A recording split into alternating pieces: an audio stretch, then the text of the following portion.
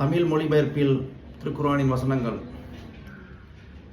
அல்லாஹ் நமது அமலை ஏற்றுக்கொள்வானாக. விரட்டப்பட்ட சைத்தானின் தீங்கை விட்டும் அல்லாஹுவிடம் பாதுகாப்பு தேடுகிறேன். அளவற்ற அருளாளனும் நிகரற்ற அன்புடையவனுமாகிய அல்லாஹுவின் திருநாமத்தால் ஓதுகிறேன். ஹஜ் பயணத்தின் போது நீங்கள் தொழில் செய்து உங்கள் இறைவனுடைய அருளை கொண்டு கிடைக்கும் லாபத்தை தேடிக்கொள்வது உங்கள் மீது குற்றமாகாது.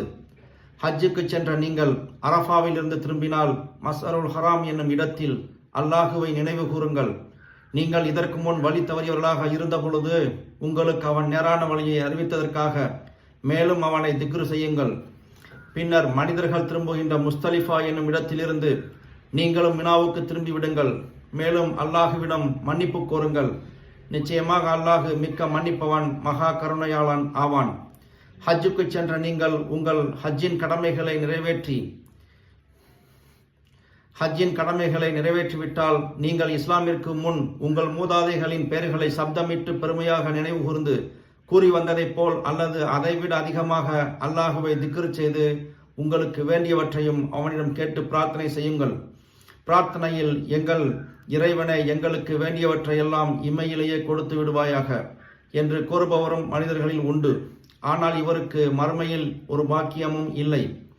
மேலும் எங்கள் இறைவனே, எங்களுக்கு நீ இம்மையிலும் நன்மை தருவாயாக, மறுமையிலும் நன்மை தருவாயாக, நரக நெருப்பின் வேதனையிலிருந்தும் எங்களை நீ பாதுகாப்பாயாக என கோருபவர்களும் மனிதர்களில் உண்டு.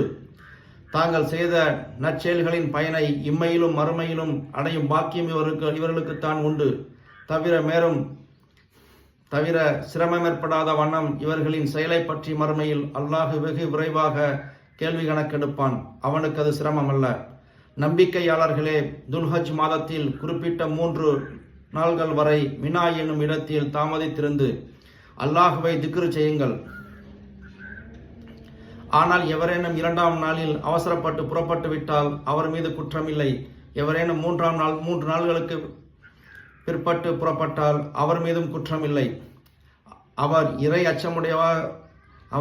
அச்சமுடையவராக இருந்து ஹஜ்ஜுடைய காலத்தில் தடுக்கப்பட்டவற்றிலிருந்து விலகி இருந்தால் மட்டும் போதுமானது. ஆகவே நம்பிக்கையாளர்களே, நிச்சயமாக நீங்கள் அல்லாஹுவிடமே நியாய தீர்ப்புக்கு எழுப்பி கொண்டு வரப்படுவீர்கள் என்பதை உறுதியாக அறிந்து கொள்ளுங்கள். அல்லாஹ்வுக்கு பயந்து நடந்து கொள்ளுங்கள். நபியே, உம்மிடம் இவ்வுலக வாழ்க்கை பற்றி பேசும் பொழுது தன் சாதுரியமான வார்த்தையை கொண்டு உம்மை ஆச்சரியத்திற்குள்ளாக்கக்கூடிய ஒருவன் அம்மனிதர்களில் உண்டு. அவன் உம்மீது அன்பு கொண்டிருப்பதாக கூறி தன் மனதில் உள்ளவற்றை சத்தியம் செய்து அல்லாஹுவை சாட்சி ஆக்குவான். உண்மையில் அவன்தான் உமக்கு கொடிய எதிரியாவான். அவன் உம்மிடமிருந்து விலகினாலோ பூமியில் விஷமம் செய்து உங்கள் விவசாயத்தையும் கால்நடைகளையும் அழித்துவிட முயற்சி செய்கிறான். விஷமத்தை அல்லாஹ் விரும்புவதில்லை. தவிர நீ அல்லாஹ்வுக்கு பயந்து கொள். விஷமம் செய்யாத என அவனுக்கு கூறப்பட்டால் அவனுடைய பெருமை அவனை விஷமம் செய்து பாவத்தை செய்யும்படி இழுத்து பிடித்துக் கொள்கிறது. ஆகவே அவனுக்கு நரகமே தகுதியாகும். நிச்சயமாக அது தங்குமிடங்களில் மிக கெட்டது. அல்லாஹுவின் திருப்பொருத்தத்தை பெறுவதற்காக தன் உயிரையே தியாகம் செய்யக்கூடியவர்களும் மனிதர்களில் உண்டு. அல்லாஹ் இத்தகைய அடியார்கள் மீது மிகவும் இரக்கமுடையவன். நம்பிக்கையாளர்களே, நீங்கள் தயங்கிக் கொண்டிருக்க வேண்டாம். இஸ்லாமில் முற்றிலும் நுழைந்து விடுங்கள். இதை தடை செய்யும் சைத்தானின் அடிச்சுவடுகளை பின்பற்றாதீர்கள். நிச்சயமாக அவன் உங்களுக்கு பகிரங்கமான எதிரியாவான். மனிதர்களே, சந்தேகத்திற்கிடமில்லாத தெளிவான அத்தாட்சிகள் உங்களிடம் வந்த பின்னரும் நீங்கள் இஸ்லாமில் உறுதியாக இல்லாமல் நழுவி விடுவீர்களானால் உங்களை தண்டிப்பதில் நிச்சயமாக அல்லாஹு மிகைத்தவனும் உங்களை எவ்விதம் நடத்த வேண்டும் என்பதை நன்கறிந்து நுண்ணறிவுடையவனும் ஆவான் என்பதை நீங்கள் உறுதியாக அறிந்து கொள்ளுங்கள். நபியை, இவ்வளவு தெளிவான வசனங்களை நிராகரிக்கின்ற அவர்கள் அல்லாஹுவையும் வானவர்களையும் வெண்மேகத்தின் நிழலில் அவர்களிடம் வந்து அவர்களை அழித்து அவர்களின் வேலையை முடிப்பதை தவிர வேற எதுவும் அவர்கள் எதிர்பார்க்கின்றனரோ? அவர்களுடைய எல்லா விஷயங்களும் மறுமையில் அல்லாஹுவிடமே விசாரணைக்கு கொண்டு வரப்படும். நபியே, இஸ்ராயலின் சந்ததிகளை கேட்பீராக. எத்தனை தெளிவான அத்தாட்சிகளை நாம் அவர்களுக்கு கொடுத்திருக்கிறோம்.